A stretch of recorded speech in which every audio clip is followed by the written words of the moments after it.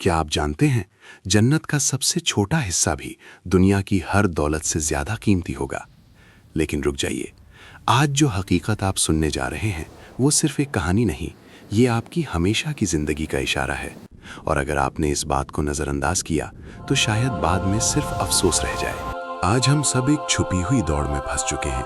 पैसे की दौड़, मकाम व हैसियत की दौड़, लोगों को मुतासिर करने की दौड़। सुबह उठते ही मोबाइल, इत्तलात, दबाव और रात तक सिर्फ थकन।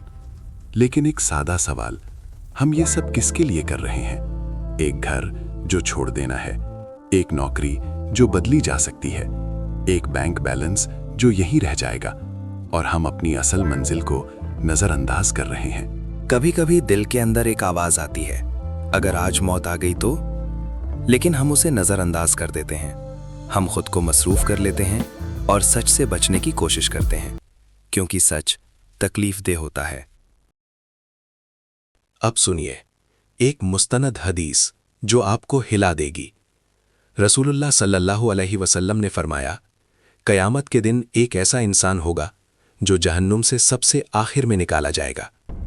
सोचिए, वो शख्स आग के अजाब से गुजर चुका होगा, थका हुआ, टूट चुका, बिल्कुल बिखरा हुआ। फिर अल्लाह उससे फरमाएंगे, जाओ जन्नत में दाखिल हो जाओ। लेकिन यहाँ कहानी में एक मोड़ आता है। वो जन्नत के करीब जाकर रुक जाता है और कहता है, या अल्लाह, मुझे लगता है यहाँ मेरे लिए जगह नहीं बची। सोचिए कितनी अजीब कैफियत होगी, रहमत के बावजूद भी झिझक। फिर अल्लाह ताला उससे पूछते हैं, अगर तुम्हें दुनिया के बराबर दिया जाए, क्या तुम राजी हो? वो कहता है, जी हाँ या अल्लाह। अल्लाह फरमाते हैं, तुम्हें सिर्फ दुनिया नहीं बल्कि इससे 10 गुना ज्यादा दिया जाता है। यहां रुक जाइए, जरा तसव्वुर करें, एक इंसान जो सबसे निचले दर्जे से आया, उसे मिल रहा है दुनिया से 10 गुना ज्यादा, और ये सिर्फ इब्तदाई दर्जे का इनाम है। लेकिन असल हैरत यहां खत्म नहीं होती। वो इंसान हैरान होकर कहता है, या अल्लाह, क्या ये सच है? और अल्लाह की रहमत का आलम देखिए कि बंदा अपनी सारी तकलीफें भूल जाता है। हर दर्द, हर आंसू, हर पछतावा, सब कुछ खत्म हो जाता है। लेकिन अब असल सवाल, अगर सबसे निचले दर्जे का ये इनाम है तो सोचिए, जो अल्लाह के करीब होंगे, जो सजदे नहीं छोड़ते, जो हराम से बचने की कोशिश करते हैं, जो अपनी ख्वाहिशात पर काबू रखते हैं, उनका मकाम क्या होगा? आज हम छोटी छोटी चीजों को नजरअंदाज कर देते हैं। बस एक बार, कोई बात नहीं, बाद में ठीक कर लूंगा।